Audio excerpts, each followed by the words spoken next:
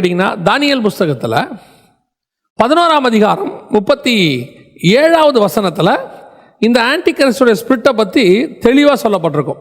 அவன் தன் பிதாக்களின் தேவனை மதியாமல், ஸ்திரீகளின் சிநேகத்தையும் எந்த தேவனையும் மதியாமலும், எல்லாவற்றுக்கும் தன்னை பெரியவனாக்கி அரண்களின் தேவனை தன் ஸ்தானத்திலே கனம் பண்ணி. அப்படின்னா எல்லா கடவுளுக்கும் மேலே உயர்த்தி, கடவுளுக்கு ஈக்குவலாக நான் தான், எனக்கு ஈக்குவலான கடவுளே இல்லை அப்படின்னு சொல்லக்கூடியதான ஒரு சுபாவம்.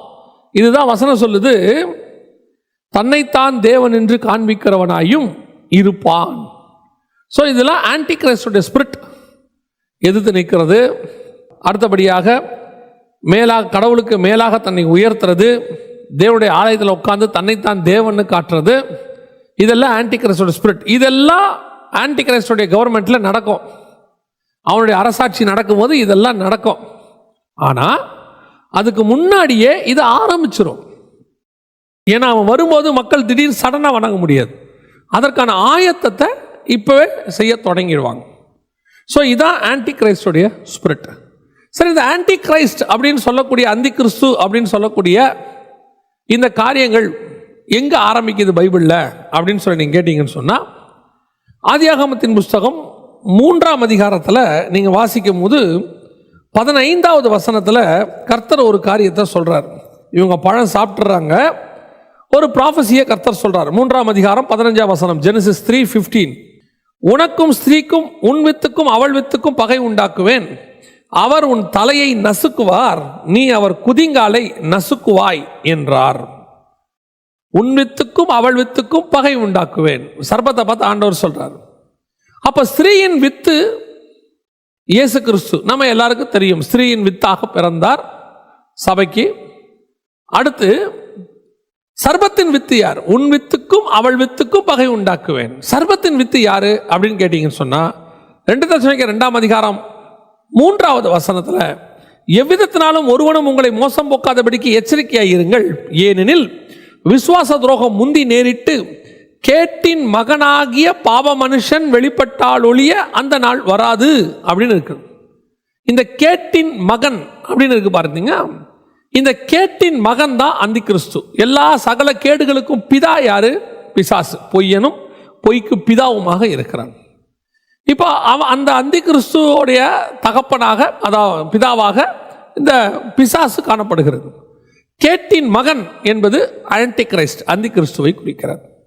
இதைத்தான் ப்ராஃபஸியாக 3ஆம் அதிகாரம் 15வது வசனம் ஆதியாகமத்தில் ஜெனசிஸ்ல ஆண்டவர் சொல்றாரு, உன் வித்துக்கும் அவள் வித்துக்கும் பகை உண்டாக்குவேன், அவர் உன் தலையை நசுக்குவார். ஆன்டி கிரைஸ்டுடைய தலையை நசுக்குறதுக்கு. இது எங்க நடக்குது? அர்மேகதான் யுத்தத்தில், வெளிப்படுத்தல் 16:16 அர்மேகதான் யுத்தம் பற்றி சொல்லப்பட்டிருக்கு. மெகிதோ என்கிற பள்ளத்தாக்கிலே கூட்டி சேர்த்தான். இந்த அர்மேகதான் யுத்தத்தில் அந்தி கிறிஸ்துவை இயேசு ஜெயிக்கிறார் தன்னுடைய வாயின் சுவாசத்தினால. ஜெயித்த பிறகு அவன் அக்கினியும் கந்தகம் எரிகிற கடலிலே தள்ளப்படுகிறான்.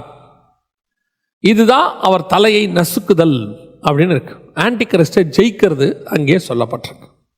ஸோ இந்த கேட்டின் மகன் அப்படிங்கிறது தான் ஆன்டி கிறிஸ்டுடைய சுபாவம். இந்த கேட்டின் மகன் அப்படிங்கிறது யார் யாரெல்லாம் குறிக்குது அப்படின்னு சொல்லி நீங்கள் கேட்டீங்கன்னு சொன்னால், ஏன்னா இப்போ அந்த ஸ்பிரிட் எல்லாமே சபைக்கு விரோதமாக போராடும். இந்த கேட்டின் மகன் அப்படிங்கிற ஸ்பிரிட் யாரை குறிக்கிறது அப்படின்னு சொல்லி பார்த்தீங்கன்னா, முதல்ல இந்த கேட்டின் மகன் அப்படிங்கிறது பைபிளில் நம்ம யாரை பார்க்குறோம்? யூதாஸ் காரியத்தை குறித்து பார்க்குறோம். யூதாஸ் காரியத்தை பற்றி இயேசு சொல்லும் போது கேட்டின் மகன்னு சொல்றார். இந்த கேட்டின் மகனாகிய யூதாஸ் காரியத். இந்த யூதாஸ் காரியத் யாரு அப்படின்னு கேட்டிங்கன்னா, இவன் கூடவே இருந்தவன், அந்த 12 அப்போஸ்தலர்களில் ஒருத்தனாக இருந்தவன். இவன் தன்னை பணத்தாசைக்கு விற்று போட்டவன். ஸோ விற்று போட்டு இவன் இயேசுவை காட்டி கொடுத்தான் 30 வெள்ளி காசுக்கு, நம்ம எல்லாருக்கும் தெரியும். ஆனால் இவனை பார்த்து ஆண்டவர் சொல்றாரு கேட்டின் மகன் அப்படின்னு சொல்றாரு. பணத்தாசை உள்ளவங்க எல்லாம் கேட்டின் மகனா அப்படின்னா கேயாசியே இவங்க எல்லாரையும் நம்ம கேட்டின் மகன் சொல்லிட முடியாது. அப்போ யூதாஸ்க்கு இருந்த ஒரு சுபாவம் என்ன அப்படின்னு கேட்டீங்கன்னு சொன்னா, ஸ்பிரிச்சுவலி அவன் தேவனையே மரணத்துக்கு நேராக நடத்தக்கூடியவன். தேவனுக்கே தண்டனை வாங்கி கொடுக்குறான், தேவனையே கொண்டு போய் ஒப்படைக்கிறான்.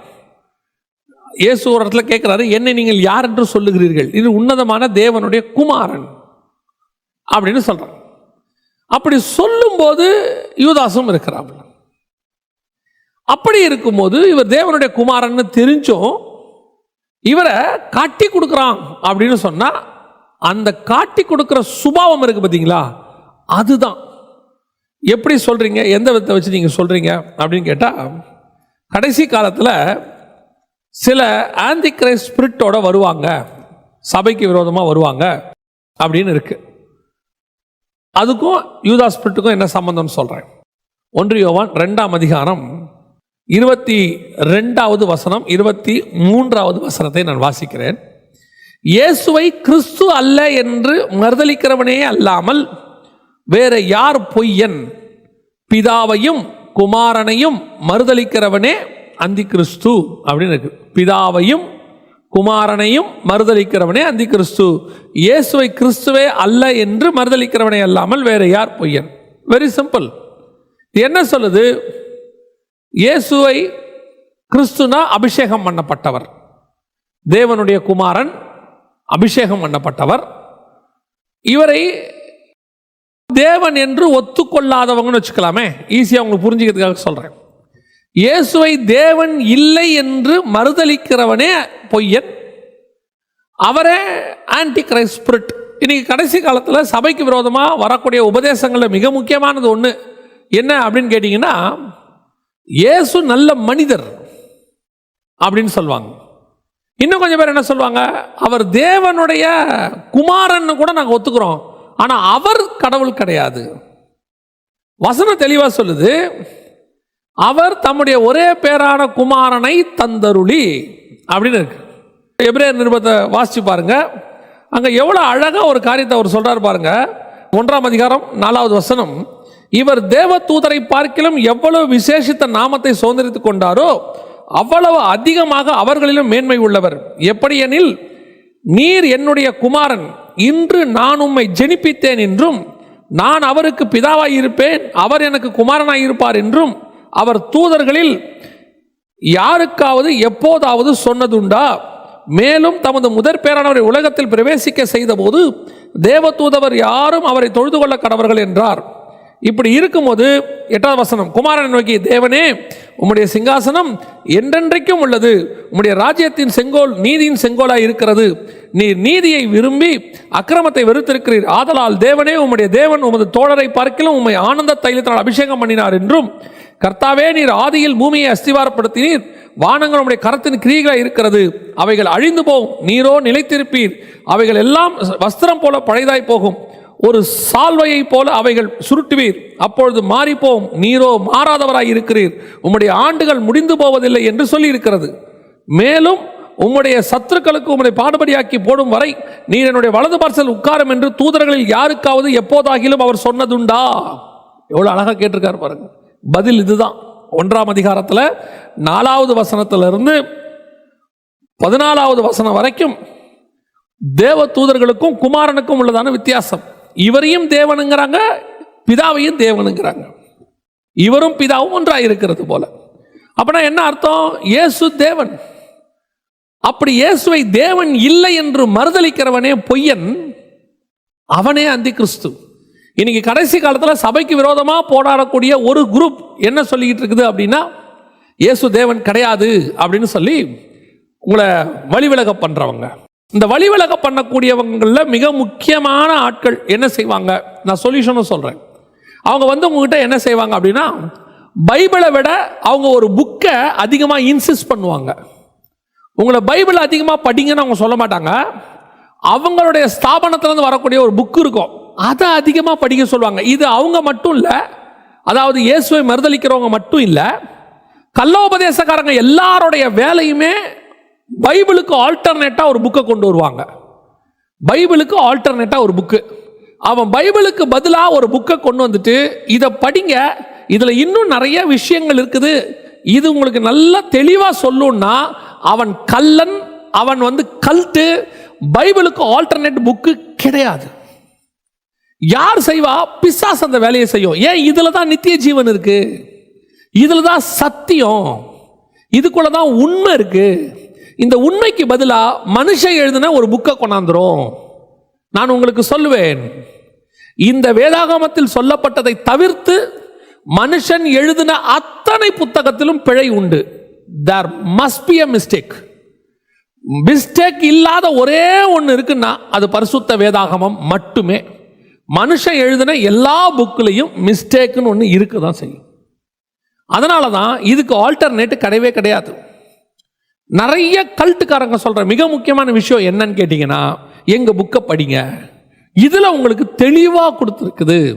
அது யார் வேணா இருக்கட்டும், இயேசுவை மறுதலிக்கக்கூடியதான, இயேசுவை தேவனில்லை என்று சொல்லக்கூடியதான யெகோவா சாட்சிகளாக இருக்கட்டும், அல்லது பைபிள் ஸ்டூடெண்ட்ஸ் சொல்லுவாங்க அவங்களாக இருக்கட்டும், இல்லைனா இன்னும் நிறைய பேர் இருக்கிறாங்க. நான் இதெல்லாம் ஒரு 1-2 சாம்பிளுக்கு சொல்றேன். இன்னும் நிறைய பேர் இருக்கிறாங்க. இவங்களாக இருக்கட்டும், இவங்க எல்லாருமே தங்களுடைய புத்தகத்தை இன்சிஸ்ட் அதிகமாக செய்வார்கள்.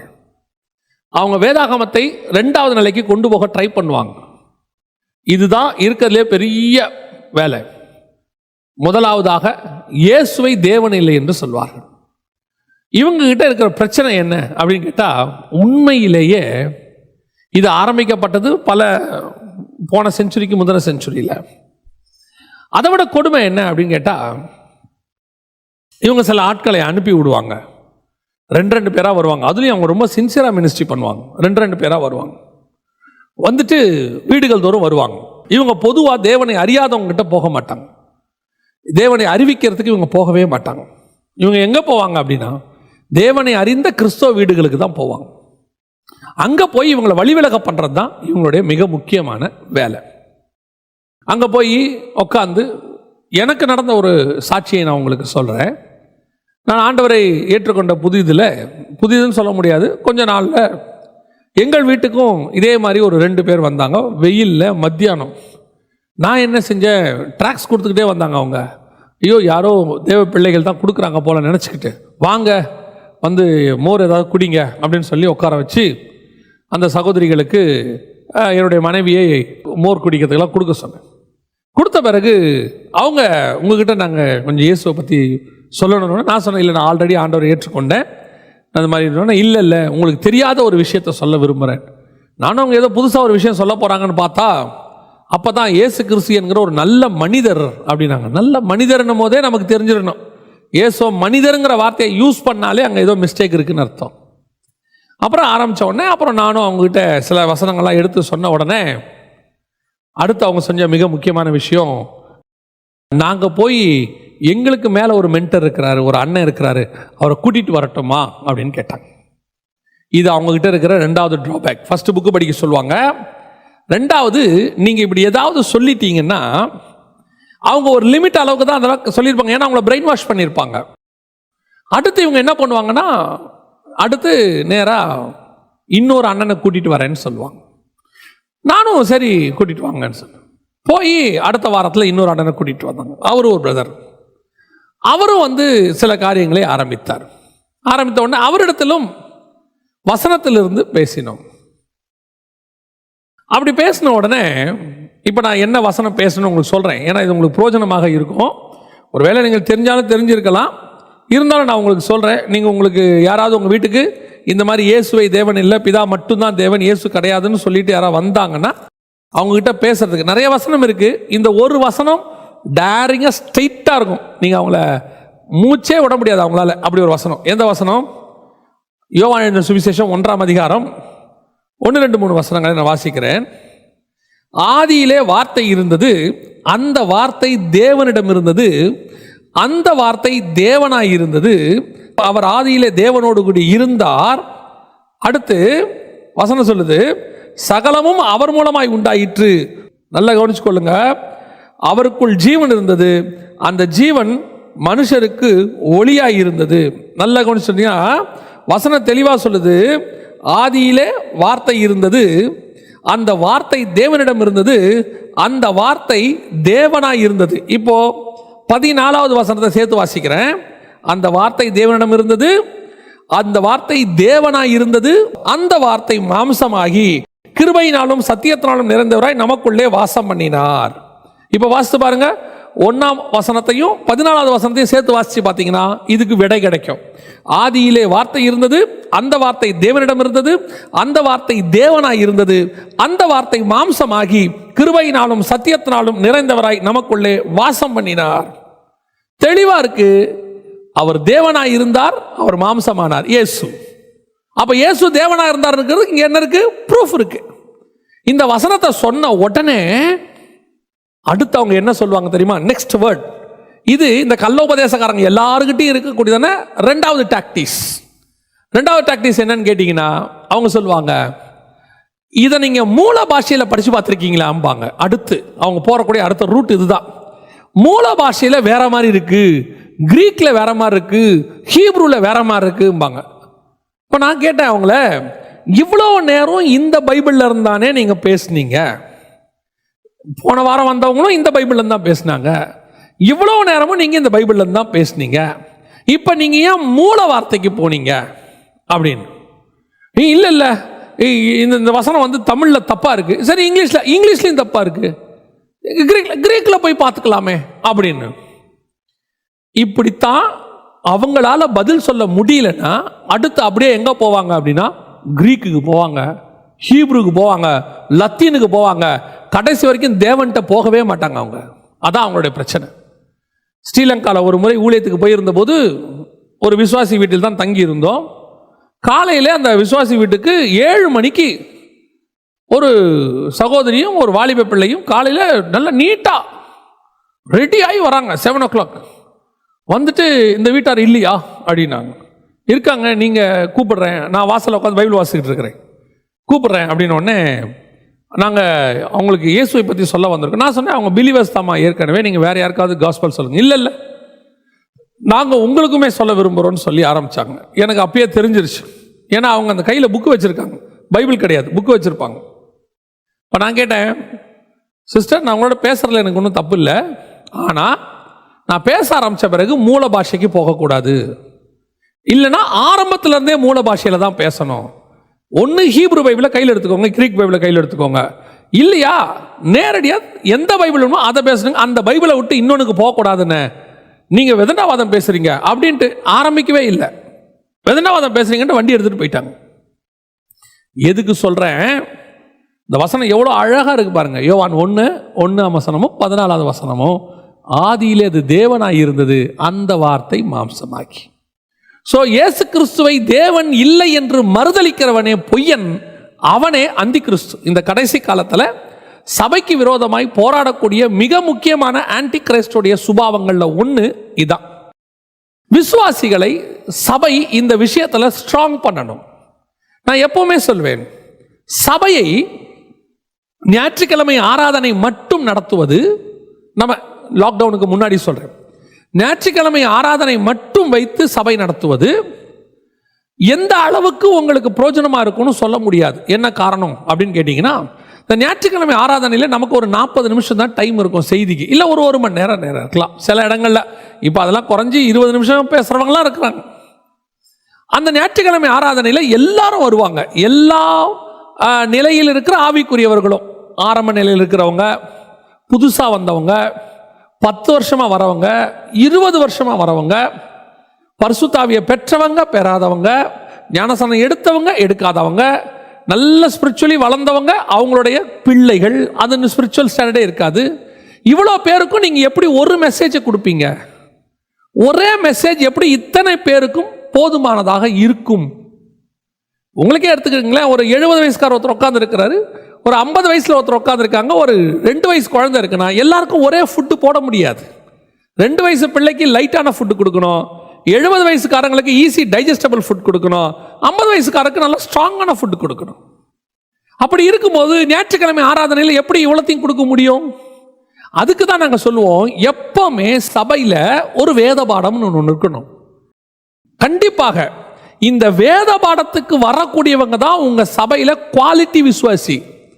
இன்னும் சொல்ல போனா அவங்க தான் பரலோகத்திற்கு எலிஜிபிளான விசுவாசி. மற்றவங்களா போக மாட்டாங்களா? அந்த நியாய தீர்ப்புக்கு நான் வரல. மற்றவங்களா பாஸ் ஆவாங்களா ஆக மாட்டாங்களான்னு தெரியாது. ஆனால் பைபிள் ஸ்டடிக்கு வரவன் கண்டிப்பாக பாஸ் ஆவான்னு நான் சொல்கிறேன். அதுதான் என்னுடைய. இவங்க ஃபெயில் ஆவாங்க நான் சொல்லலை. பைபிள் ஸ்டடிக்கு வரவங்க கண்டிப்பாக பாஸ் ஆவாங்க. ஏன்? அவன் வசனத்துக்காக வாஞ்சியோட படிக்க வந்திருக்கான். படிக்க வர்றவங்க கண்டிப்பாக அதில் ஸ்ட்ராங்காக இருப்பாங்க. எதுக்கு நான் இந்த பைபிள் ஸ்டடியை சொல்கிறேன்? இந்த பைபிள் ஸ்டடியில் உங்கள் விசுவாசிகளை நீங்கள் எவ்வளவு ஸ்ட்ராங் ஆக்குறீங்களோ அவ்வளவு கள்ளோபதேசக்காரன் தோத்து போக தொடங்குவான். நீங்கள் கள்ளோபதேசக்காரனை பாருங்க, என்னைக்காவது சர்ச்சுக்கு வரானா? சர்ச்சில் வந்து ஊழியக்காரங்கிட்ட பேசுகிறானா? சபை நடக்கும்போது கள்ளோபதேசக்காரன் யாராவது வந்தாரா? வரமாட்டான். கள்ளோபதேசக்காரன் எங்கே போகிறான்? நேராக விசுவாசி வீட்டுக்கு போகிறான். ஏன்னா பிசாசுக்கு தெரியும் எந்த விசுவாசி வீக்காக இருக்குன்னு, எது வசனத்தில் வீக்காக இருக்குன்னு. நம்ம விசுவாசிகளுக்கு ஞாயிற்றுக்கிழமை ஒரு நாள் செய்தி கொடுத்துருக்குறோம். மற்றபடி விசுவாசிகளில் 80% பேர் வசனம் படிக்கிறதில்ல. ஒரு 20% பேர் தான் பைபிள் டெய்லி படிக்கிறவங்க. டெய்லி படிக்கிறவங்க நல்லா கவனிச்சுக்கொள்ளுங்க. டெய்லி பைபிள் படிக்கிறவங்க 20% பேர் தான். அதில் பைபிளை தியானிக்கிறவங்க 5% தான். மெடிடேட் பண்ணுறவங்க. வெறும் பைபிள் படிக்கிறது பத்தாது. வெறும் பைபிளை படிச்சுக்கிட்டே போனால் பையன் மக்க படித்து பாஸ் பண்ணுற மாதிரி. அதை புரிஞ்சு படிக்கிறவனுக்கு தான் அது லைஃப் லாங் யூஸ் ஆகும். அப்போ அது புரிஞ்சு படிக்கிறதுக்கு பேர் மெடிடேஷன், தியானம் பண்ணுதல். இரவும் பகலும் உடைய வேதத்தில் தியானமாக இருக்கிற மனுஷன் பாக்கியவான். அப்போ அந்த வேதத்தை தியானிக்கிறது சபையில் 5%. இந்த 5% விசுவாசி வீட்டுக்கு கள்ளோபதேசக்காரன் வரவே மாட்டான். பிசாசுக்கு தெரியும் யார் வீட்டுக்கு அனுப்பலாம். இந்த ரிமைனிங் 95% வீட்டுக்கு அனுப்புவான். ஏன்? இவங்க எல்லாம் வசனத்தில் வீக். அப்போ நம்ம இவங்களை என்ன பண்ணிடணும்? வசனத்தில் ஸ்ட்ராங் பண்ணணும். அப்போ இன்னைக்கு இருக்க சபைக்காரங்கள்லாம் நாங்களே அப்படி சொல்லி இருக்கிறோம். அது வந்து ஒரு தவறான ஸ்டேட்மெண்ட் தான், நான் ஒத்துப்பேன். என்ன சொல்லியிருக்கிறோம்? ஆரம்பத்தில் கள்ளோபதேசக்காரன் உங்கள் வீட்டுக்கு வந்தால் அவனை ஏற்றாதீங்க, அவனை உங்கள் வீட்டுக்குள்ளே சேர்க்காதீங்க, அவங்கக்கிட்ட பேசாதீங்க, அவங்கள விரட்டி விடுங்க. ஏன்? எதனால் நம்ம அவனை சேர்க்கக்கூடாது, விரட்டக்கூடாது? அவன் தான் கள்ளோபதேசக்காரனாச்சே, அவனும் ஆத்மாவாச்சே. இப்போ ஆத்மா தானா வந்து சிக்குதே. கள்ளோபதேசக்காரன் ஒருத்தன் வந்து தானா சிக்கிறான். நம்மக்கிட்ட ஒரு ஆத்மா நமக்கு கிடைக்குது. உட்கார வச்சு அவன் என்ன கான்ஃபிடென்ட்ல வந்திருக்கான்? நான் பேசி இவனை என்னுடைய உபதேசத்துக்கு திருப்பவேன்னு வந்திருக்கிறான். அந்த கான்ஃபிடென்ட் ஏன் நமக்கு இல்லை? அவனாவது நம்மளை தேடி வந்திருக்கான். இப்போ நமக்கு ஆத்மா தேடி வந்திருக்குது. உட்கார வச்சு நம்ம மட்டும் வசனத்தில் நம்ம விசுவாசி ஸ்ட்ராங்காக இருந்தா ஆட்டோமேட்டிக்காக அந்த கள்ளோபதேசக்காரன் வீழ்ச்சி அடைவான். நடக்குமா? கன்ஃபார்மாக நடக்கும். ஒரு முறை எங்களுடைய ஆஃபீஸுக்கு ஒரு வயதான ஒருவர் வந்தார். ரொம்ப நல்ல மனிதர். ஆனால் உபதேசம் வந்து இந்த கிறிஸ்து தேவன் இல்லை அப்படின்னு சொல்லக்கூடிய உபதேசத்தில் இருக்கிறதான ஒரு மனுஷன். அவர் என்ன செய்கிறாரு? நேராக ஆஃபீஸில் வந்து என்னை பார்க்கணும்னு சொல்லிட்டு வந்துட்டார். பொதுவாக ஆரம்ப காலகட்டத்தில் ஒரு 20 வருஷத்துக்கு முன்னாடி நிறைய பேரோட தர்க்கம் பண்ணுவேன் இந்த விஷயத்தெல்லாம். ஏன்னா வசனம் நல்லா ஸ்ட்ராங்காக இருந்துச்சு, நமக்கு தெரியும், ஆண்டவர் சொல்லி கொடுத்துருக்கிறாரு, அதனால தைரியமாக பேசுவோம். ஒரு பீரியடுக்கு அப்புறம் அவங்க வந்து ஏற்றுக்கொள்கிற மாட்டாங்க, மனநிலைக்கு வரமாட்டாங்க. அதுக்கப்புறம் அவங்க வெறும் ஆர்கியூமெண்ட்லேயே போவாங்க. அதுக்கப்புறம் பேசுறதை அவாய்ட் பண்ணிட்டோம். அப்போ இவர் சொல்லாமல் கொள்ளாமல் வந்துட்டார். அவரோட பேச ஆரம்பித்தோம். பேச ஆரம்பித்த போது சில காரியங்களை வேதாகமத்திலிருந்து எடுத்து சொன்ன உடனே அவர் கொஞ்சம் சிந்திக்க ஆரம்பித்தார். இந்த விஷயத்தை நான் யோசிக்கவே இல்லையே பிரதர் அப்படின்னு சில விஷயங்கள்லாம் பேசின உடனே அவர் உடனே என்ன செஞ்சார்? நான் இதை போய் நான் போகிற சபையில் உள்ள போதகர் இடத்துல கேட்குறேன் அப்படின்ட்டு போனார். போனவருக்கு அங்கே சரியான பதில் கொடுக்கப்படவில்லை. கர்த்தருக்கு ஸ்தோத்திரம், அப்படி கொடுக்காததுனால பதில் கொடுக்கவில்லை. இவர் எவ்வளோ கேட்டு பார்த்த உடனே சில விஷயங்கள்லாம் நாங்கள் சொல்கிறத நீங்கள் நம்பணும் அப்படியே சொல்லுவாங்க, லிட்ரலாக சொல்லுவாங்க. சில விஷயங்கள்லாம் நாங்கள் சொல்கிறத நீங்கள் நம்பணும், அதுக்கெல்லாம் நீங்கள் கேட்கக்கூடாது, நீங்கள் பைபிளில் கேட்காதீங்க, நம்ம புக்கில் இருக்கு போய் படிக்கணும்னா இவருக்கு நீங்கள் ஏதோ தப்பு பண்ணுறீங்கன்னு நேரடியாக சொல்லிட்டார். உடனே அவங்க அப்படின்னா நீங்கள் இங்கே வர வேண்டிய அவசியம் இல்லைன்னா இவர் நேராக புறப்பட்டு வந்துட்டார். வந்துட்டு என்னை சந்தித்தார். எனக்கு என்னமோ நீங்கள் சொன்னது சரியாக படுது, நான் இனிமேல் பைபிளை ஒழுங்காக படிக்கிறேன்னு படிக்க ஆரம்பித்தார். அதற்கு பிறகு ஞானஸ்நானம் எடுத்தார். அப்போ அதுக்கு பிறகு வயதானவர் சில ஆண்டுகள் கழித்து மரிக்க போகும்போது தன் மகனை கூப்பிட்டு சொன்னார், இந்த உபதேசம் நான் போன இடம் தப்பான இடம். அவர் மகனும் கூட வந்துட்டு இருந்தார். அது தப்பான இடம், சரியான உபதேசத்தில் இந்த சகோதரன் நடத்துகிறார், நீ அங்கே போய் அவர்கிட்ட கேளுன்னு சொல்லி இப்போ அந்த மகன் ஒரு நல்ல சபைக்கு போய் கொண்டு இருக்கிறார். அவங்க இன்ன வரைக்கும் என்னோடு கூட அவர் பரிச்சயமாக இருக்கிறார்கள். எதுக்கு சொல்ல வரேன்? நாம் விசுவாசியை ஸ்ட்ராங் பண்ணி விட்டுறணும், அவங்களுக்கு வசனத்தை சொல்லி கொடுத்துடணும். எது வரைக்கும் விசுவாசியை பொத்தி பாதுகாக்க முடியும்? கள்ளோபதேசக்காரன்ட்ட பேசாத, வீட்டுக்கு வந்தால் ஏற்றாத. ஏன் ஏற்றக்கூடாது? வர சொல்லு. என் விசுவாசி ஸ்ட்ராங், அதாவது எந்த அப்பாவும் தான் பையன் சண்டைக்கு போகணும்னு விரும்பவே மாட்டார். நம்ம சொல்லுவோம் சண்டைக்கெல்லாம் போகாத அப்படின்னு. ஆனால் யாராவது அடித்தா அப்பா கேட்பாரு, நீ ஏன்டா அடி வாங்கிட்டு வந்த? நீயும் கேட்க வேண்டியதானே, திருப்பி போய் டீச்சர்கிட்ட சொல்ல வேண்டியதானே, நீ சொல்ல வேண்டியதானே, நான் தப்பு செய்யலை நீ சொல்ல வேண்டியதானே, திருப்பி அடிக்க வேண்டாம், நீ போய் சொல்ல வேண்டியதானே டீச்சர்கிட்ட, நான் அடிக்கலை எனக்கு அதுக்கு சம்மந்தம் இல்லைன்னு நியாயத்தை சொல்ல வேண்டியதானே அப்படின்னு சொல்லுவோம்.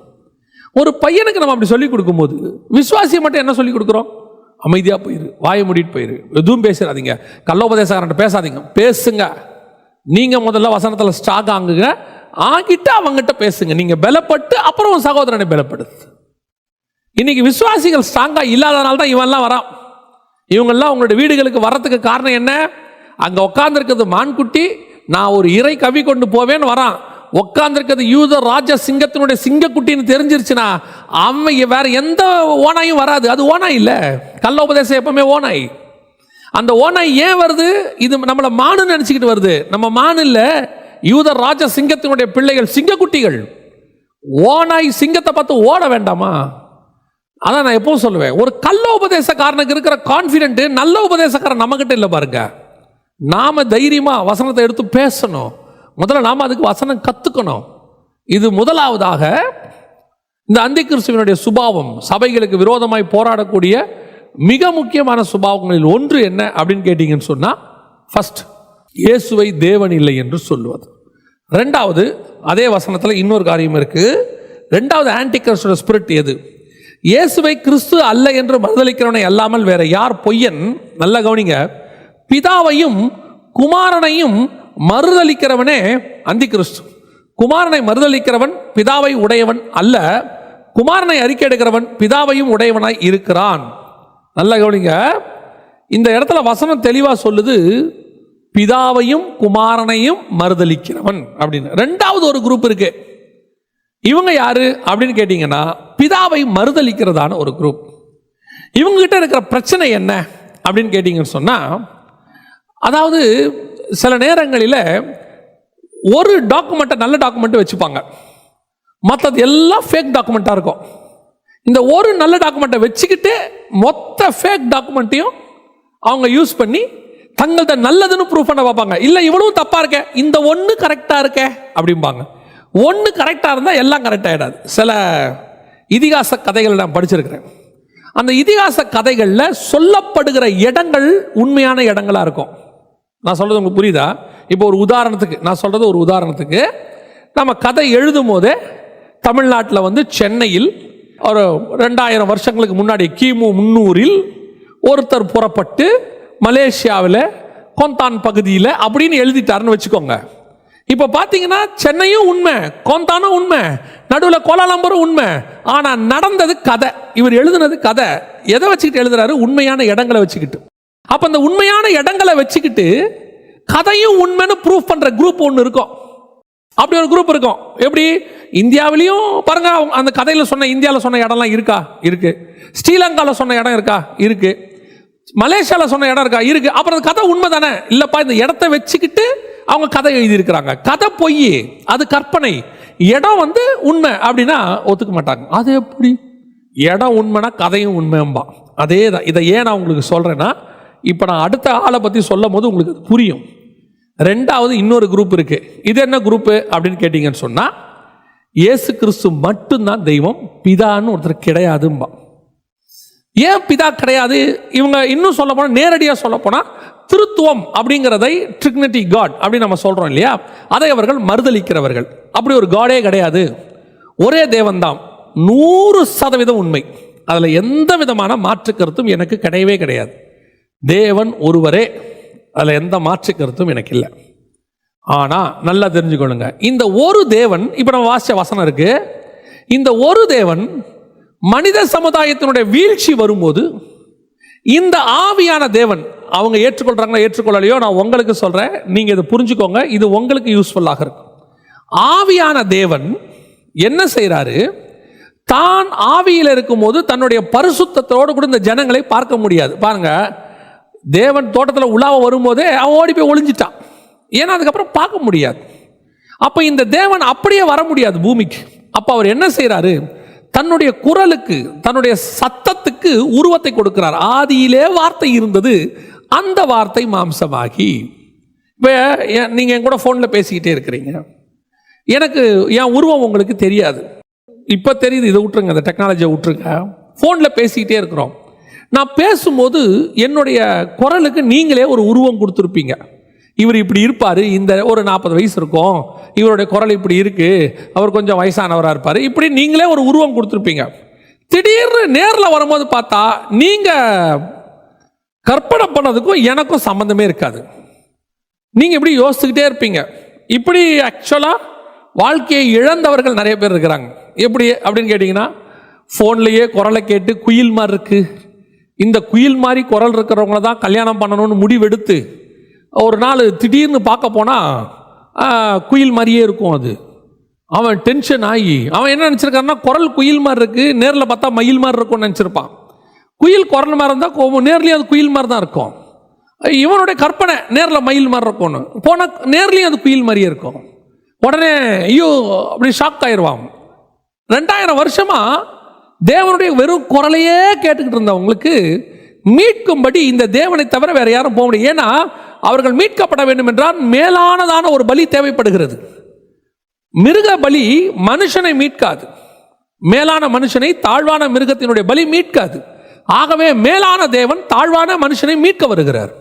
அப்ப வேற வழியே இல்லை, தேவன் வந்தாகணும். அப்ப அவர் என்ன பண்றாரு, தன்னுடைய குரலுக்கு ஒரு உருவத்தை கொடுத்து அனுப்புகிறார். மண்ணிலிருந்து மனுஷனை உருவாக்கினவர், தண்ணியிலிருந்து ஜீவஜந்துக்களை உருவாக்கினவர், தன் வாயின் வார்த்தையினாலே எல்லாத்தையும் உருவாக்கினவர், தன் வார்த்தைக்கே ஒரு உருவத்தை கொடுக்கிறார். இது இன்னொரு விதமான கிரியேஷன். இந்த கிரியேஷனை பண்ணி தன் குமாரனை அனுப்பும்போது அவர் என்னுடைய குமாரன், இன்று நான் உம்மை ஜெனிப்பித்தேன். 2 பேரும் பேசுற கான்வர்சேஷன் இருக்கு பாருங்க. எத்தனை இடத்துல இருக்கு. இயேசு பிதாவை நோக்கி அப்படின்னு இருக்கு. பிதாவே, நீர் எப்பொழுதும் என்னை கனப்படுத்துகிறீர், இவர் என்னுடைய நேசகுமாரன், இவரில் நான் பிரியமாய் இருக்கிறேன். இந்த சவுண்ட் எல்லாம் வருது பாருங்களேன். இவங்க என்ன எடுத்துக்கிறாங்கன்னா, தேவன் ஒருத்தர் தானே, தேவன் ஒருத்தர். நீங்க ரெண்டு ஆள் தத்துவம். தேவன் ஒருவர் தான், அவர் மல்டிபிள் பர்சனாலிட்டி, பிரிஞ்சு நிற்கிறார். இயேசுவும் தேவன், பிதாவும் தேவன். அதான் வசனம் சொல்லுது, என்னை கண்டவன் பிதாவை கண்டான். அப்ப இவங்க 2 பேருமே தேவன் தான். எது வரைக்கும், அதையும் நான் உங்களுக்கு விளக்கம் சொல்றேன். இப்போ இஸ்ரவேலர்களுக்கு அல்லது சகல ஜனங்களுக்கும் பலியாக தேவன் வந்தபோது, இப்பொழுது இவர் புறஜாதியாரை செலக்ட் பண்றாரு, புறஜாதியார் கையில வாசம் பண்ணுவதற்கு. ஏன்னா அது வரைக்கும் தேவன் இஸ்ரவேலை விட்டு ஒதுங்கி நிற்கிறார். உங்களுடைய சத்தத்தை நாங்கள் கேட்க வேணாம்னு சொல்லிட்டான், அவர் பேச வேணாம்னு சொல்லிட்டான், என்னை ஆள வேணாம்னு சொல்லிட்டான். ஸோ தேவனுக்கும் ஜனங்களுக்கும் டிஃபரன்ஸ், பயங்கர கேப். இப்போ இயேசு உள்ள வரார். இயேசுவையும் சிலுவையில் அறைஞ்ச உடனே மனுஷனுக்குள்ள வாசம் பண்றதுக்கு தன்னுடைய சுவாசம், ஃபர்ஸ்ட் வார்த்தை, அடுத்து சுவாசம், அந்த சுவாசமாகிய பரிசுத்த ஆவியை நமக்குள்ளே ஊதினார். இப்ப நமக்குள்ளே வர அவர் தங்கி வாசம் பண்ணுகிறார். அதனாலதான் இப்ப ஆவியானவர் நமக்குள்ள இருக்கிறார். இது ஆவியானவருடைய காலம். நல்லா கவனிங்க.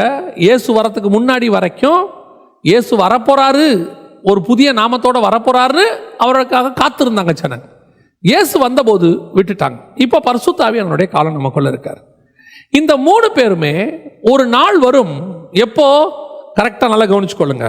ஆயிடவர் அரசாட்சி முடிஞ்சு சாத்தானுக்கும் சாத்தானுடைய கூட்டத்துக்கும் மாகோகு கூட்டத்துக்கும் தேவ ஜனங்களுக்கும் ஒரு சண்டை நடக்கும். முடிஞ்ச பிறகு வெள்ளை சிங்காசன நியாய தீர்ப்பு, அது முடிஞ்ச பிறகு இன்னைக்கு இருக்கிற இந்த ஆள் தத்துவத்துக்கிட்ட, அதாவது பிதா கிட்ட குமாரன் ராஜ்யத்தை ஒப்படைப்பார். நித்தியம் வரும், எட்டர்னல். அன்னைக்கு இந்த 3 பேரும் ஒன்றாக இருப்பார். ஒன்றாக இருந்த தேவன் ஒரு காரணத்துக்காக 3ஆக பிரிந்திருக்கிறார். இந்த 3ஆக பிரிந்த தேவன் ஒரு காலம், அந்த காரியம் முடிந்தவுடன் மீண்டும் ஒன்றாய் மாறுவார். அப்ப அந்தந்த காலகட்டத்தில் அந்தந்த நாமத்துல ஒரு உயர்வை, ஒரு மீட்பை அவர் வச்சார். இப்போ அன்னைக்கு அவங்களுக்கு ஆட்டுக்குட்டி, நியாயப்பிரமாணம் அப்படி வச்சார். நமக்கு இயேசு கிறிஸ்து அவருடைய பலி அப்படி வச்சார். இப்ப சபைக்கு பரிசுத்த ஆவியானவர் சொல்றதை கேட்கணும். இது முடிஞ்சு எல்லாம் முடிஞ்ச பிறகு இவங்க ஒன்று ஆயிடுவாங்க. ஸோ அந்த காலத்தில் நியாயப்பிரமாணத்தை ஃபாலோ பண்ணோம். அதுக்கப்புறம் இயேசுடைய நாமத்தில் மீட்பு. இப்போ நம்ம ஆவியானவர் சொல்றதை கேட்கணும். இது எல்லாம் முடிஞ்ச பிறகு அவர் ஒரே தேவனா பழையபடி மாறிடுவார். அது வரைக்கும் இந்த பிரிவினை இருக்கும், ஆள் தத்துவம் இருக்கும். இந்த புரிதல் தான் நமக்கு வேணும். இந்த புரிதல் இல்லாம இவங்க கிட்ட ஒரு நல்ல கரெக்ட் இருக்கும். ஒரே ஒரு விஷயம் கரெக்ட். என்ன கரெக்ட்? இப்ப இயேசு என்ன சொன்னாரு? நீங்கள் போய் பிதா குமாரன் பரிசுத்தாவின் நாமத்தினாலே அவர்களுக்கு ஞானஸ்நானம் கொடுங்க. பிதா குமாரன் பரிசுத்தாவின் நாமத்தினாலே, இந்த 3 பேரையும் இணைக்கக்கூடிய ஒரு நாமம் இருக்கு. அந்த நாமத்தினால நீ ஞானஸ்நானம் கொடுங்க அப்படின்னு சொல்லி, இப்போ இயேசு கிறிஸ்துவோடைய நாமத்தினால அவங்க என்ன செய்யறாங்க? ஞானஸ்நானம் கொடுத்தாங்க. யார் கொடுத்தா? அப்போஸ்தலர்கள் கொடுத்தாங்க. அப்ப ஞானஸ்நானம் கொடுத்த உடனே இப்ப என்ன ஆச்சு அப்படின்னா, இவங்க உடனே பிடிச்சிக்கிட்டாங்க. பார்த்தீங்களா, அப்போஸ்தலர்கள் இயேசுவின் நாமத்தில் தான் ஞானஸ்நானம் கொடுத்துருக்காங்க.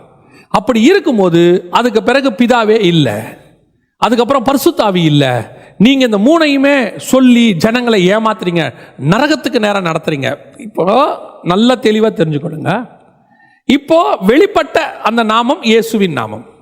அந்த நாமத்தில் தான் மீட்பு. வானத்தின் கீழெங்கும் பூமியின் மேலெங்கும் இயேசுவின் நாமம் அல்லாமல் வேறொரு நாமம் இல்லை.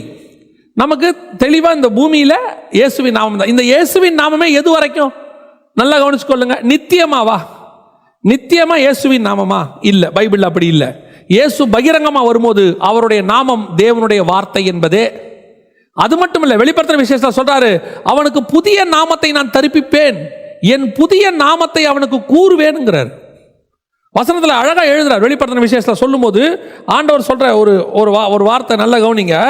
இந்த வசனத்தை சொல்லும் போது 3ஆம் அதிகாரம் 12வது வசனம், என் தேவனுடைய நாமத்தையும், நல்லா கவனிச்சு கொள்ளுங்க, எல்லாத்துக்கும் ஒரே நாமம் தான், இயேசு நாமம் தான் அப்படின்னு சொல்றாங்களே.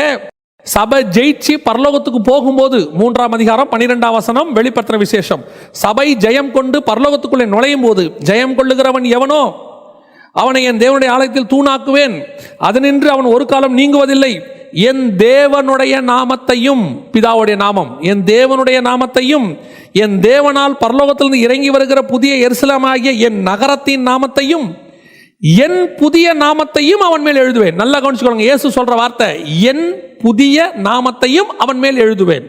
இப்ப நீங்க வாங்க வெளிப்படுத்தின விசேஷம் 19ஆம் அதிகாரத்துக்கு வாங்க. வரும்போது பாருங்க, அந்த இடத்துல வசனம் சொல்லுது, அவர் மேல என்ன நாமம் எழுதப்பட்டிருந்தது? ரத்தத்தில் தோய்க்கப்பட்ட வஸ்திரத்தை தரித்திருந்தார், அவருடைய நாமம் தேவனுடைய வார்த்தை என்பதே. ஆதியிலே வார்த்தை இருந்தது, ஆரம்ப நாமம் வந்துருச்சு. திருப்பி பின்னாடி இந்த இயேசுங்கிறது டெம்பரவரியா ஜனங்களை மீட்பதற்காக கொடுக்கப்பட்ட ஒரு நாமம். முதல் 4000 வருஷம் பூமியில் அந்த நாமம் இல்லை, கேட்கிறவனுக்கு சொல்லப்படல, அதை ஏன் கேட்பானேன்? கடைசி 2000 வருஷம் இந்த நாமத்தால மீட்பு, அதனால இந்த நாமம் கொடுக்கப்பட்டிருக்கு.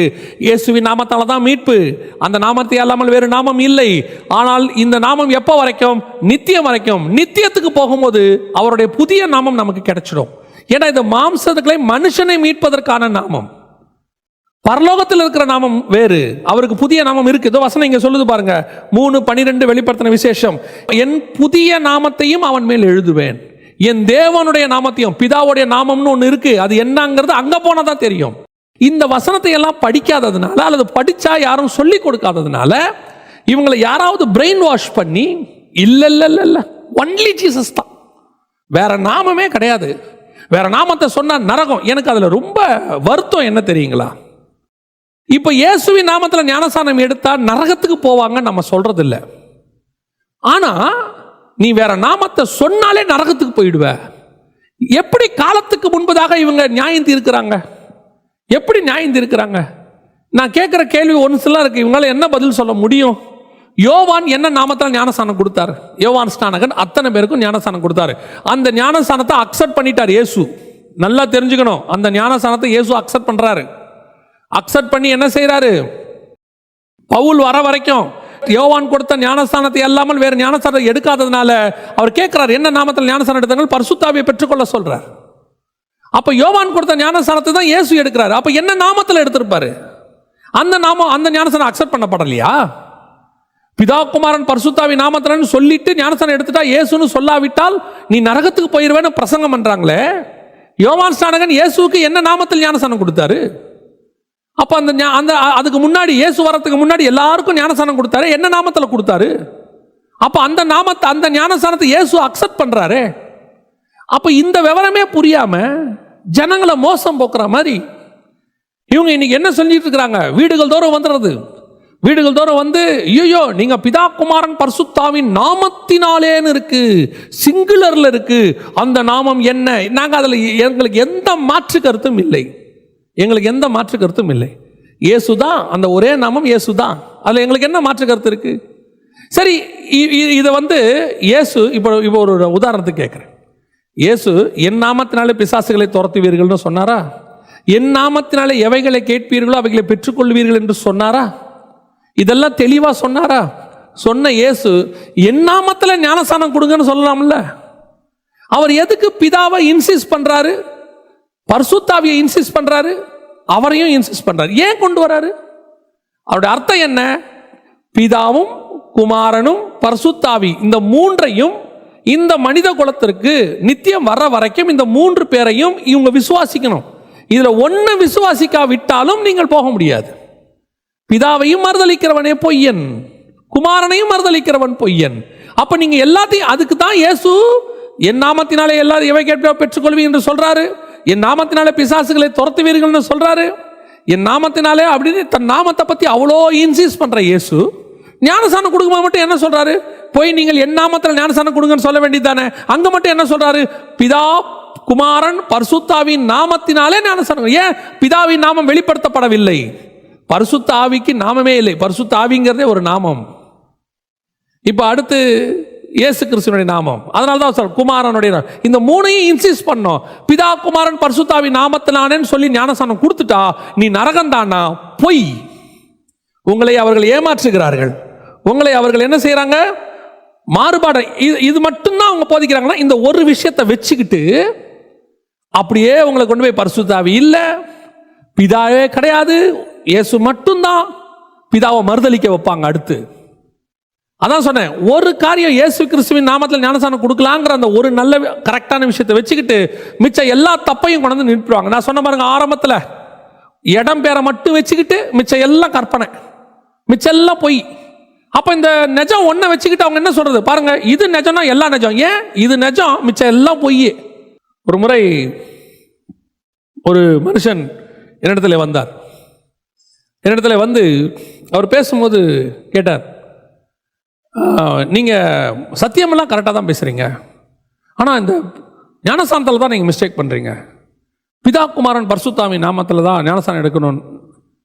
இல்லை, இயேசு அப்படி தான் சொன்னாருன்னு சொன்னேன். இயேசு சொன்னாரு. அப்போஸ்தலர்கள் என்ன பண்ணாங்க? இயேசு சொன்னாரு, இயேசு சொன்னதில் தப்பு இருக்க வாய்ப்பே இல்லை. அப்போஸ்தலர்கள் தப்பு பண்ண வாய்ப்பு இருக்கு. நான் பண்ணாங்கன்னு சொல்லலை, பண்ண வாய்ப்பு இருக்கு. நான் இயேசு சொன்ன டைரக்டானதை எடுத்துக்கிட்டேன். நீங்க அப்போஸ்தலர் சொல்றதை எடுத்துருந்தா எடுத்துக்கோங்க. உங்களுக்கு அது ஆவியானவர் சரி நடத்தினா நடத்துங்க. எனக்கு பிதா குமாரன் பரிசுத்தாவின்னு சொல்லி ஞானஸ்நானம் கொடுங்கன்னு இயேசு சொன்னது எனக்கு கரெக்டா இருக்கு, நான் எடுத்துக்கிட்டேன். இப்போ என்னன்னு கேட்டேன். இல்ல நீங்க நரகத்துக்கு தான் போவீங்க. எனக்கு ஒரு சந்தேகம்னு கேட்டேன். என்ன சந்தேகம்னா, மலேசியா சர்ச்சஸ்லாம் இருக்கு. மலேசியா சர்ச்சஸ்ல மலேசியால தமிழ் சர்ச்சஸ் அப்படின்னு இருக்குன்னா, father of the Malaysian Tamil churches யாருன்னு கேட்டு பாருங்க. ஒருவேளை இப்போ இருக்கிற உங்களுக்கு தெரியுமா தெரியாது. உங்களுக்கு இருக்க அங்கே கூடிய மூத்த ஊழியர்கள் அவங்கள கேட்டு பாருங்க. Everybody must know. யாருன்னு கேட்டிங்கன்னா, பிரதர் ஜீவானந்தம் அப்படின்னு சொல்லி, த மேன் ஆஃப் காட். பல தேசங்கள் சபைகள் ஸ்தாபிக்கப்படுவதற்கு கத்தர் பயன்படுத்தின வல்லமையான பாத்திரம். மலேசியாவில் இருக்கக்கூடியதான எல்லா தமிழ் சபைகளினுடைய அஸ்திவாரம் கத்தர் யாரை வச்சு போட்டாருன்னா அந்த மனுஷனுடைய நட தான். ஒவ்வொரு காம்பவுண்டாக அவர் நடந்திருக்கிறாரு. கம்பவுண்டாக நடந்து ஒவ்வொருத்துக்காக போய் அவர் சொல்லியிருக்கிறார். அவர் நடக்காத எஸ்டேட்டே கிடையாது. நான் அப்போ அவங்களை கேட்டேன், அந்த மனுஷங்கிட்ட, ஜீவானந்த ஐயாவும் பிதா குமாரன் பரிசுத்தாவின் நாமத்தில் தான் ஞானஸ்நானம் எடுத்தாரு, இப்போ அவர் எங்கே போவாருன்னு கேட்டேன். ரொம்ப கூலா அவர் சொன்னார், அவரும் நரகத்தில் தான் இருப்பாருன்னாரு. எனக்கு ஒரு பக்கம் பயம் தூக்கி வாரி போட்டுருச்சு, இன்னொரு பக்கம் கோபம்.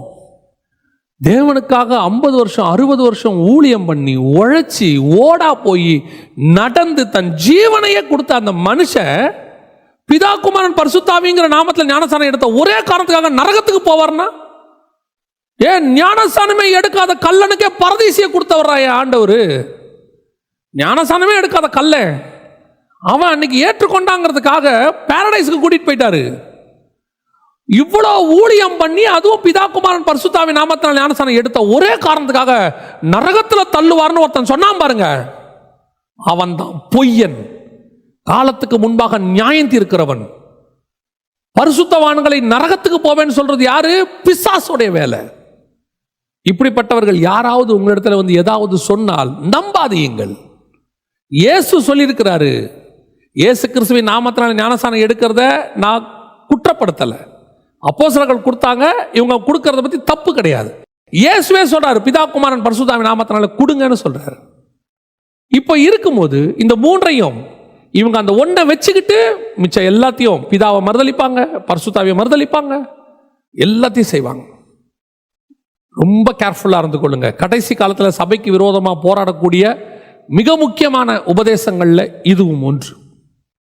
இன்னைக்கு வந்து ஜனங்களை சபையை விட்டு இழுத்துக்கிட்டு போய் மோசம் போக்குற மிக முக்கியமான 2 ஆட்கள் இப்படிப்பட்டவங்க. நம்ம சில உபதேச காலங்களை குறித்து நம்ம பார்த்தோம். அதெல்லாம் காலகாலமாக சபைக்கு விரோதமாக போராடக்கூடியது. ஸ்பிரிச்சுவலி இவங்களாம் வெளிப்படைய ஆன்டி கிரைஸ்டுடைய ஸ்பிரிட். வசனம் சொல்லுது, அந்தி கிறிஸ்துவனுடைய ஆவி இப்படி செய்யும் அப்படின்னு சொல்லுது. இது சபைக்கு விரோதமாக போராடக்கூடிய ஆன்டி கிரைஸ்டுடைய ஸ்பிரிட்டை பற்றி நம்ம பார்க்குறோம். இன்னும் ஒரே ஒரு காரியம் இருக்கிறது.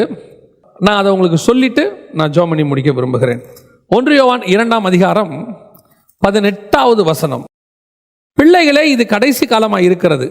அந்தி கிறிஸ்து வருகிறான் என்று நீங்கள் கேள்விப்பட்டபடி இப்பொழுதும் அநேக அந்தி கிறிஸ்துகள், இப்பொழுதும், அப்பவே ஃபர்ஸ்ட் செஞ்சுரியில் இதை எழுதும் போதே அநேக அந்தி கிறிஸ்துகள் இருக்கிறார்கள். இன்னொன்று 2 தெசலோனிக்கேயர் 2ஆம் அதிகாரம் 7, 8, 9 வசனங்கள்.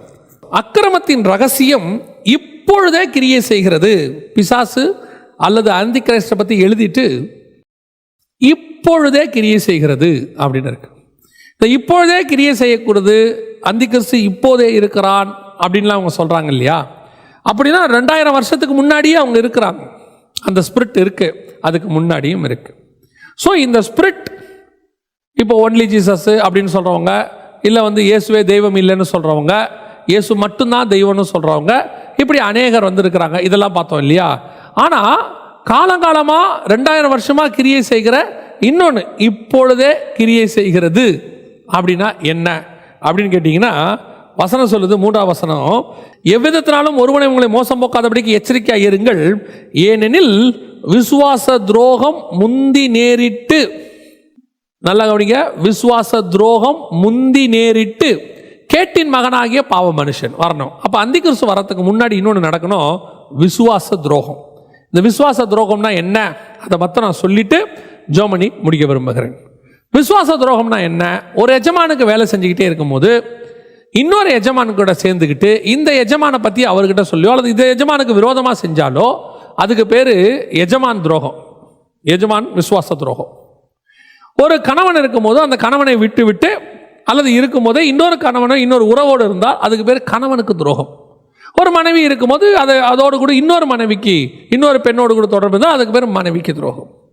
அப்போ விசுவாச துரோகம்னா என்ன? ஒன்றின் மேல் விசுவாசம் இருக்கும் பொழுது அதே நேரத்தில் இன்னொரு கொள்கையின் மேல, இன்னொரு டாக்டரின் மேல நீங்கள் அதுக்கு மேலும் விசுவாசமாக இருந்தால், நம்பிக்கையாக இருந்தால், அதன் பேர் தான் விசுவாச துரோகம். இப்ப நாம என்ன சொல்றோம்? இயேசு கிறிஸ்து நமக்காக மரித்தார், அவருடைய ரத்தம் நம்முடைய பாவங்களை கழுவுகிறது. இது ஃபர்ஸ்ட்.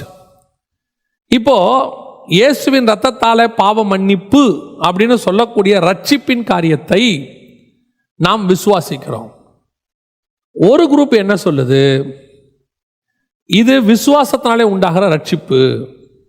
இந்த ரட்சிப்பு ரட்சிப்பல்ல, கிரியினாலே உண்டாகிற ரட்சிப்பு தான் ரட்சிப்புன்னு ஒருத்தர் சொல்லிட்டு இருக்கார்.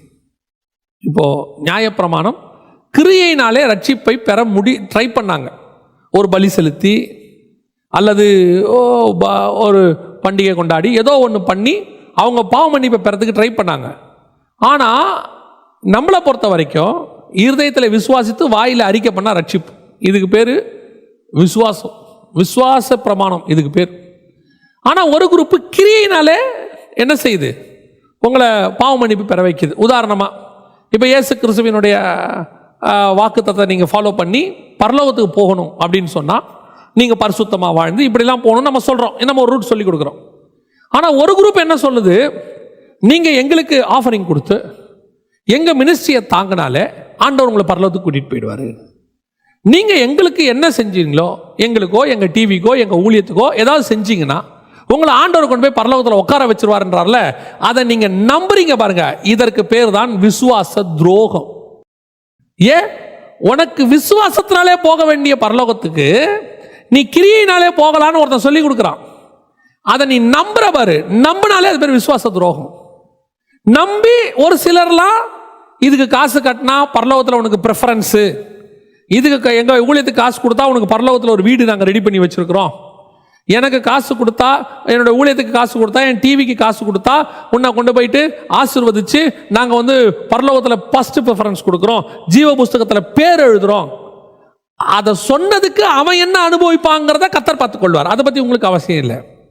ஆனால் நம்புறீங்க பாருங்க, இதுக்கு பேர் தான் விசுவாச துரோகம். கிரியையினாலே அல்ல, விசுவாசத்தினாலே நீங்கள் ரட்சிக்கப்பட்டீர்கள். கிரியை இல்லாத விசுவாசம் செத்தது, அது வேற. அதுக்கு சொல்லப்பட்டிருக்கிற காரணம் வேறு. ஆனால் ரட்சிப்புக்கு நீங்கள் விசுவாசத்தின் மூலமாக தான் ரட்சிக்கப்பட்டீர்கள். ரெண்டாவது விசுவாச பிரமாணம் என்ன? நம்ம நம்புறது என்ன? இயேசு உயிரோடு கூடி எழுந்தார். இன்னைக்கு ஒரு குரூப்பு இயேசு உயிரோடு, நான் சொல்றது கிறிஸ்தவத்தில், ஒரு குரூப்பு இயேசு உயிரோடு கூட எழவில்லை அப்படின்னு சொல்லுது. இருக்கு, ஒரு குரூப் இருக்கு. மூன்றாவது, நம்முடைய மிகப்பெரிய விசுவாச நம்பிக்கை என்ன? அவர் மீண்டும் வருவார். அவர் மீண்டும் வந்து உங்களை இனி அழைத்துக்கிட்டு போவார். இந்த வருகை, அவர் வருவாருங்கிறதுல மாறுபட்டு கருத்து இருக்கு. நமக்குள்ள மாறுபாடான கருத்து இருக்கு. என்ன மாறுபாடான கருத்து? உபத்திரவ காலத்துக்கு முன்னாடியே சபையை எடுத்துக்கிட்டு போவாருங்கிறது நம் விசுவாசம். இல்லை, உபத்திரவ காலத்துக்கு நடுவில் எடுத்துட்டு போவாருங்கிறது ஒரு சிலருடைய விசுவாசம். உபத்திரவ காலம் முடிஞ்ச பிறகு கூட்டிட்டு போவாருங்கிறது இன்னொருத்தருடைய விசுவாசம். ஆனால் இதில் வருவாருங்கிறது ஸ்டாண்டர்டு. எப்போ வருவாருங்கிறதுல தான் நம்ம மாறுபடுறோம். இப்போ நாங்கள் வருகை உபத்திரவத்துக்கு முன்னாடியே வரும், ஆண்டவர் கூட்டிகிட்டு போவாருன்னு சொல்கிறோம். இது வசனத்தில் தான் நாங்களும் சொல்கிறோம், எல்லாம் சொல்கிறோம். அப்படி நாங்கள் சொல்கிறது நடந்துட்டா எல்லாருக்கும் நல்லது. ஏன்னா நம்ம உபத்திரவத்துக்கு முன்னாடியே போயிடுறோமே. நீங்கள் அதெல்லாம் வராது அப்படின்னு விசுவாசம் இல்லாமல் இருந்தீங்கன்னா, வந்துருச்சுன்னா கஷ்டம். ரெண்டாவது, உபத்திரத்துக்கு நடுவில் வரும். நான் அதை பற்றிலாம் இப்போ பேச விரும்பல. நான் சொல்ல வந்த விஷயம் வேறு. ஒரு குரூப் இருக்கு, இயேசுவே வரமாட்டார்னு சொல்கிற குரூப். காரணம், 2000 வருஷம் ஆயிடுச்சு. பிதா அவரை இப்போ பூமிக்கு அனுப்பின மாதிரி வேறொரு ப்ராஜெக்டுக்கு வேறொரு கண்டத்துக்கு அனுப்பிட்டார், கிரகத்துக்கு. ஸோ இப்படி ஒரு குரூப் இன்னைக்கு இருக்கு. இதுக்கு பேர் தான் விசுவாச துரோகம். விசுவாச துரோகம். விசுவாச துரோகம்னா இன்னும் நிறைய இருக்குது, அவங்க செஞ்சுட்டே இருக்கிறாங்க. ஸோ இது எல்லாத்தின் மூலமாக நான் உங்களுக்கு சொல்ல விரும்புகிற ஒரு விஷயம் என்ன அப்படின்னு கேட்டால், கடைசி காலத்தில் சபைக்கு விரோதமாக ஸ்பிரிச்சுவலி, இந்த சபைக்கு பிசிக்கலி வர பிரச்சனை ஒரு பிரச்சனையே இல்லைங்க. எல்லா காலத்திலும் அந்த பிரச்சனை இருக்க தான் செய்யுது. இயேசு காலத்தில் ஆரம்பித்து நம்ம காலம் வரைக்கும் அடிக்கிறவங்க, உதைக்கிறவங்க, கொல்றவங்க, ரத்த சாட்சியாக மறிக்கிறோம், நம்முடைய முன்னோர்கள் எரிக்கப்பட்டிருக்கிறாங்க, வெட்டப்பட்டிருக்கிறாங்க, தோல் உரிக்கப்பட்டிருக்காங்க, மிருகத்துக்கு இரையாக இருக்கிறாங்க. எபிரேயர் 11 போய் நீங்கள் வாசிச்சு பாருங்க, அங்கே சொல்லப்பட்டிருக்கு எல்லாமே. அது எல்லா காலத்திலும் இருக்கு. ஆனால் கடைசி காலத்தில் சபைக்கு வரப்போகிறது ஸ்பிரிச்சுவல் ட்ரிபுலேஷன், ஆவிக்குரிய உபத்திரவம். இதுவரைக்கும் வந்தவனை அடிச்சு உதைச்சான். எதுக்காக? அவங்க இயேசுவை மறுதளிக்கணும்னு. செத்தவெல்லாம் பாரடைஸ்க்கு போயிட்டான். ஆனால் இப்போ அப்படி இல்லை. இப்போ மறுதளிக்க சொல்லலை, இப்போ வாழ்க்கையின் மெத்தடையே மாத்துறாங்க. விசுவாச துரோகம் இதெல்லாம் வந்துருச்சுன்னா ஸ்ட்ரெயிட்டாக பாதாளம் தான். ஸோ அதுக்கு தான் நான் உங்களுக்கு சொல்கிறேன், சபையை ரொம்ப கேர்ஃபுல்லாக வச்சுருங்க. சபைக்குள்ள அன்னோன் பர்சன்ஸ் அல்லது தெரியாத ஊழியர்களை தயவு செய்து ஏற்றாதிருங்கள். அவங்க சொன்னாங்க, இவங்க சொன்னாங்களே, ஏற்றாதீங்க. மிக முக்கியமாக விசுவாசிகளுக்கு சொல்லுங்க. உங்களை மாதிரி நிறைய வெளிநாட்டில் சர்ச் இருக்கிறவங்க உங்கள் வீடுகளுக்கு விசிட்டிங் பாஸ்டர்ஸ் வரும்போது உங்கள் சபைக்கு தெரியாமல் வர அனுமதி கொடுக்காதிருங்கள். ஏன் அப்படின்னு கேட்டிங்கன்னா, பல நேரங்களில் அது தவறுதலாய் முடிகிறது. ஒரு சிலர் உங்களுக்கு ரொம்ப நல்லவங்க தெரிஞ்சவங்க, ஊர்லேயே தெரிஞ்சவங்க, நீங்கள் ஊரில் இருக்கும் போதே அல்லது அங்கே இருக்கும் போதே தெரிஞ்சவங்க வராங்க, அது வேற. நான் அப்படி சொல்லலை. அன்னோன் பர்சன்ஸ் தெரியாமல் திடீர்னு வராங்க, வந்து ஏதோ 2 ப்ராஃபஸி அடிச்சு விடுவாங்க. அதில் ஒன்று கரெக்டாக இருக்கும், நீங்கள் அப்படியே மந்திரிச்சு விட்டவங்க மாதிரி ஆயிடுவீங்க. அதுக்கப்புறம் கீழே விழுந்து தாழ பணிந்து கொண்டு அவங்க சொல்கிறதான் வேத வாக்கு அந்த மாதிரி ஆக, அப்புறம் உபதேச பிழைகள் வந்து கடைசியில் நீங்கள் தேவனை விட்டு தூரம் போகிற அளவுக்கு வந்துடும். ஆகவே சபைகளுக்குள்ளேயும் சரி, எந்த ஒரு வீடுகளுக்குள்ளேயும் சரி, சரியில்லாத பைபிள் தூக்கிட்டு வந்தவங்க எல்லாம் ஊழியக்காரங்க கிடையாது. தயவு செய்து, நான் ஒரு முறை மலேசியாவுக்கு வந்திருந்த போது ஊழியத்தை முடிச்சுட்டு சர்ச்சிலேருந்து வெளியே வரேன். ஒரு சாதாரண பையோட ஒரு மனிதன் நின்று கொண்டு இருந்தார். இப்போ அவர்கிட்ட என்னை இன்ட்ரடியூஸ் பண்ணும்போது அவரை சொன்னாங்க, இவரும் இந்தியாவிலேருந்து வந்திருக்கிற ஊழியக்காரன். நான் அவரை கேட்டேன், இந்தியாவில் எங்கே ஊழியம் பண்ணுறீங்க?